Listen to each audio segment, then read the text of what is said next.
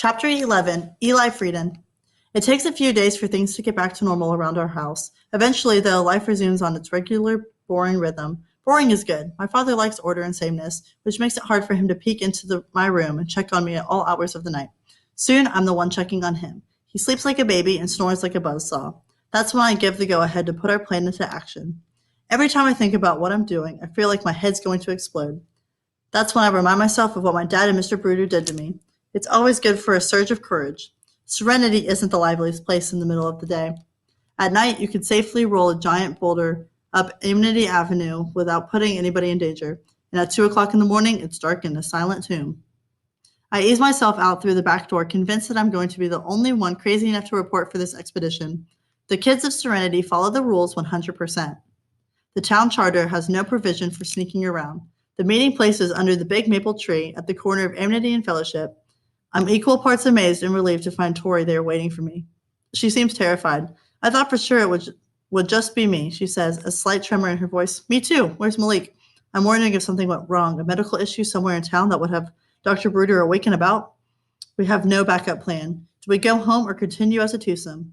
The thought of weaseling out of this is more attractive than I'd like to admit. But no such luck.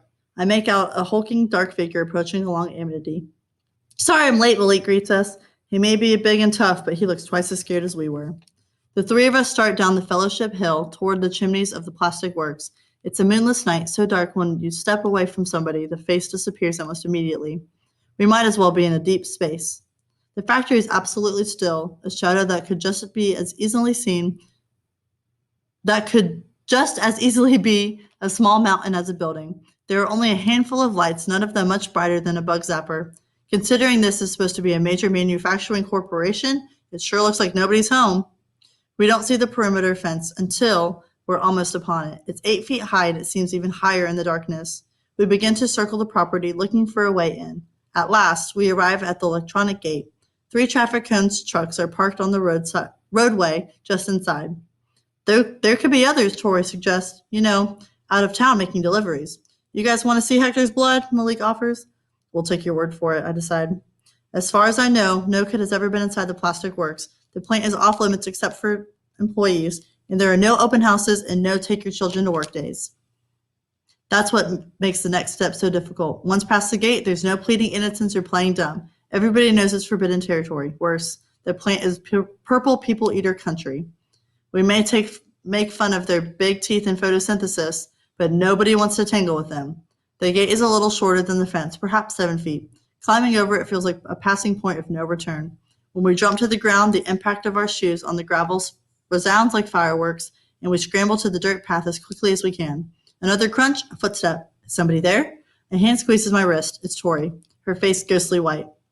I count silently, 10 seconds, then 20. False alarm, I whisper. We scamper toward the building itself, taking a quick inventory of all the doors and windows. Our plan is simple. Find a window, look inside. Are they making traffic cones? What else are they doing? If we can't see anything in the first window, we move on to the next, and so on. But the closer we get, the more it becomes apparent that the windows are a lot farther up than they appear from the road. There's no way we could boost one of us high enough to get a look in there. Not even standing on each other's shoulders. And anyway, we're not circus performers. There's a loading bay, but the heavy folding door is padlocked shut. What about this, suggests Malik. He reaches for the handle of the only other way in on this side of the building, a metal door marked keep out. Freeze, Tori rasps. I doubt it's open, I put in. Tori points to the top corner of the doorframe. 2 tiny strands of color run from the brick into the metal. It's wired for an alarm. There might even be a sensor on the knob itself. We stare at her. Where did that come from? I mean, I'm grateful that she saved us from potential mistake, but how did she see it? People don't even lock their doors in Serenity. What gave Tori the eagle eye to spot an 1.5 inches of alarm wire? We can't touch anything, I decide. Great, grumbles Malik. So we risk a heap of trouble to come here and do what? Nothing? None of us had an answer for that. We're standing there like idiots, where the noise reaches us, a soft electronic motor. The thought of purple people eaters jolts us into action. There's only one place to go, a low-standing shrubbery against the wall of the factory. We practically trample each other, scrambling into shelter just as the golf cart makes the turn around the corner of the factory and comes into view.